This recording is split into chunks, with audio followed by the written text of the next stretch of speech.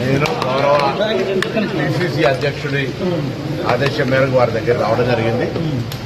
ఇది మా పార్టీకి సంబంధించిన అంశం. దీనిలో నేను వాస్తవంగా లక్ష్మణ్ కుమార్ గారు నా సోదరుడు 30 సంవత్సరాల రాజకీయాలు ఎప్పుడు కూడా ఒక మాట అనలేదు. కానీ సోషల్ మీడియాలో వక్రీపడ్డ తర్వాత అతను బాధపడి తను స్పందించాడు. దానికి కూడా పెద్ద సీరియస్గా అంశం లేదు. అతను బాధపడితే నేను చింతిస్తాను, విచారం వ్యక్తం చేస్తున్నాను. దానికి దీంట్లో మా ఇద్దరు అన్నదమ్ముల మధ్యలో జరిగినటువంటి అంశంకు దీనికి సంబంధించిన పెద్ద తీసుకోవాల్సిన అవసరం లేదని నేను భావిస్తాను.